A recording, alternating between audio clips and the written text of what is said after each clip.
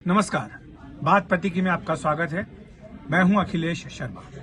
आज हरियाणा विधानसभा चुनाव के परिणाम आए हैं, लेकिन जिस शख्स की सबसे ज्यादा चर्चा सोशल मीडिया पर हो रही है वो मुख्यमंत्री नायब सिंह सैनी नहीं है, भूपेंद्र सिंह हुड्डा नहीं है, कुमारी सैलजा नहीं है, वो है अशोक तंवर। उनकी चर्चा इसलिए ज्यादा हो रही है क्योंकि हरियाणा में विधानसभा चुनाव प्रचार के आखिरी दिन अशोक तंवर बीजेपी उम्मीदवार के लिए चुनाव प्रचार कर रहे थे, मंच पर थे, उनके लिए वोट मांग रहे थे, लेकिन अगले एक ही घंटे बाद वो कांग्रेस में शामिल हो गए। इसको कांग्रेस का मास्टर स्ट्रोक बताया गया।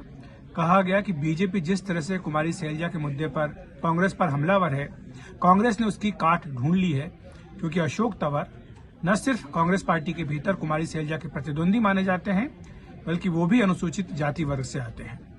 हाल ही के लोकसभा चुनाव में वो कुमारी सैलजा के खिलाफ चुनाव भी लड़े थे बतौर बीजेपी उम्मीदवार, हालांकि वो चुनाव हार गए थे। अशोक तंवर का बीजेपी छोड़कर कांग्रेस जाना कांग्रेस के रणनीतिकारों के हिसाब से मास्टर स्ट्रोक था। उनका ये मानना था कि इससे बीजेपी जो दलित नाराजगी का मुद्दा खड़ा कर रही है, उस पूरे मुद्दे की हवा निकल जाएगी। लेकिन आज जब सारे एग्जिट पोल, सारे राजनीतिक पंडितों के अनुमान सबको धता बताते हुए हरियाणा की जनता ने एक बार फिर बीजेपी को जनादेश दिया है और बीजेपी हरियाणा में अपने बूते पर सरकार बनाने जा रही है, तो सोशल मीडिया पर लोग ये सवाल उठा रहे हैं कि अशोक तंवर अब क्या करेंगे या अशोक तंवर आज क्या सोच रहे होंगे। सोशल मीडिया पर उन्हें लेकर कई तरह के मीम चल रहे हैं, उन्हें लेकर कई तरह की सोशल मीडिया पोस्ट हो रही हैं, और साथ ही पूछा जा रहा है कि आज अशोक तंवर क्या सोच रहे होंगे।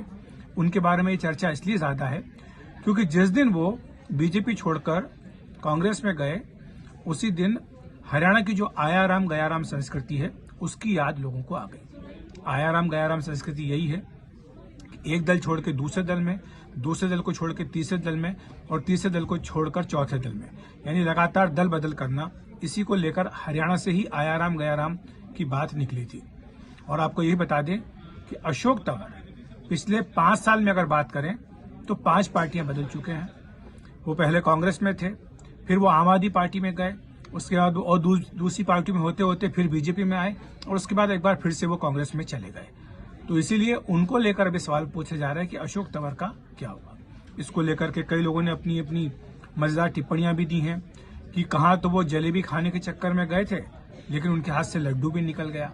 और जलेबी की चर्चा आपको बता दूं कि ज्यादा हो रही है हरियाणा के चुनाव में, क्योंकि जब से राहुल गांधी ने हरियाणा में जाकर वहां की जलेबी की बात की और कहा कि यहाँ की जलेबियों की तो फैक्ट्री लग सकती है, इसको एक्सपोर्ट किया जा सकता है, उसके बाद से जो बीजेपी के समर्थक है सोशल मीडिया पर, वो उनका काफी मजाक बना रहे थे, ट्रोलिंग कर रहे थे कि आखिर जलेबी की फैक्ट्री कैसे लग सकती है। और आज जब हरियाणा में बीजेपी की सरकार फिर से बनने जा रही है, तीसरी बार बीजेपी जीत रही है, तो राहुल गांधी को ट्रोल करने में केवल बीजेपी समर्थक ही नहीं, बल्कि कई दिग्गज नेता, बड़े बड़े नेता पार्टी के, वो भी सामने आ गए।